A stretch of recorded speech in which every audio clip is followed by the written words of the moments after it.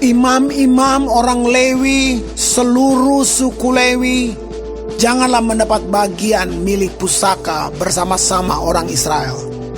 Dari korban api-apian kepada Tuhan dan apa yang menjadi miliknya, harus mereka mendapat rezeki.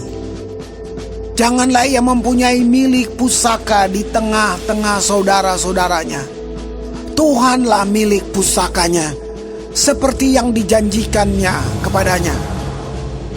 Inilah hak imam terhadap kaum awam, terhadap mereka yang mempersembahkan korban sembelihan, baik lembu maupun domba. Kepada imam haruslah diberikan paha depan, kedua rahang, dan perut besar.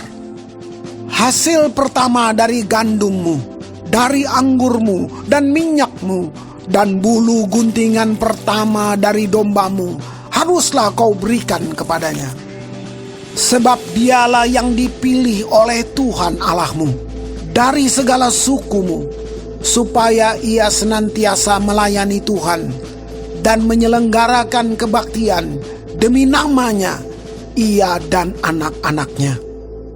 Apabila seorang Lewi datang dari tempat manapun di Israel, di mana ia tinggal sebagai pendatang, dan dengan sepenuh hati masuk ke tempat yang akan dipilih Tuhan, dan menyelenggarakan kebaktian demi nama Tuhan Allahnya, sama seperti semua saudaranya, orang-orang Lewi yang melayani Tuhan di sana, maka haruslah mereka mendapat rezeki yang sama, dengan tidak terhitung apa yang ia peroleh dengan menjual harta nenek moyangnya. Apabila engkau sudah masuk ke negeri yang diberikan kepadamu oleh Tuhan Allahmu, maka janganlah engkau belajar berlaku sesuai dengan kekejian yang dilakukan bangsa-bangsa itu.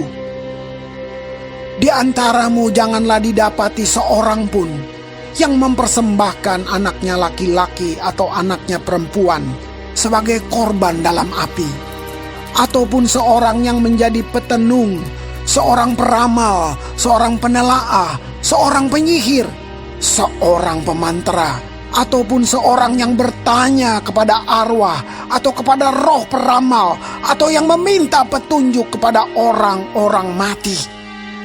Sebab setiap orang yang melakukan hal-hal ini adalah kekejian bagi Tuhan.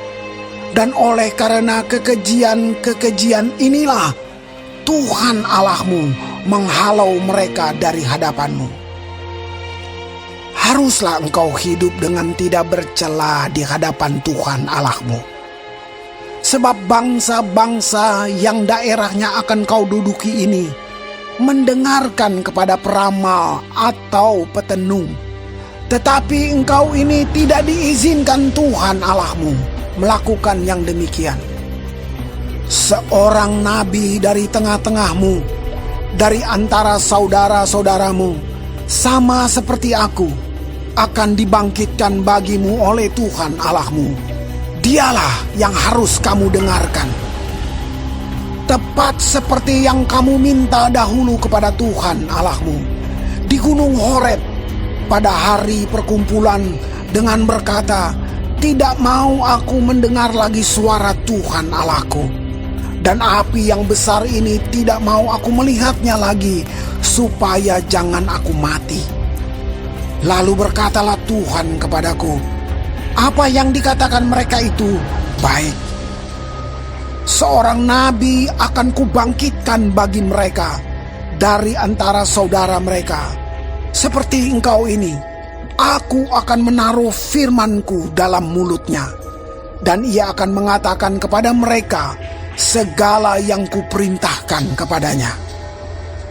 Orang yang tidak mendengarkan segala firman-Ku yang akan diucapkan nabi itu demi nama-Ku, daripadanya akan Kutuntut pertanggungjawaban.